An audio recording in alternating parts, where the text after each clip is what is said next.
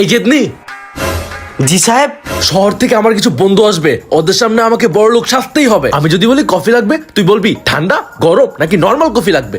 মানে সবকিছুর জন্য 3 থেকে 4টা করে অপশন দিবি। বুঝতে পেরেছিস তো, তাই না? জি সাহেব। 2 ঘন্টা পর দোস্ত আয় আয়। দোস্ত কি অবস্থা? হ্যাঁ অনেক ভালো। তো কি খাবি দোস্ত? আরে কিছু লাগবে না।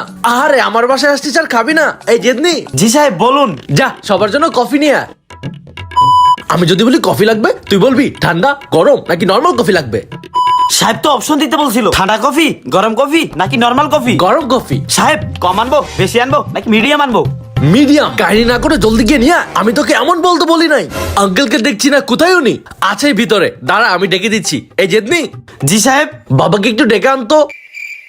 মানে সবকিছুর জন্য 3 থেকে 4টা করে অপশন দিবি। কোনটা আনবো সাহেব? ঘরেরটা, বাইরেরটা নাকি যেটা বিদেশ গেছে ওইটা? তবে রে গাদার বাচ্চা, আমি এগুলো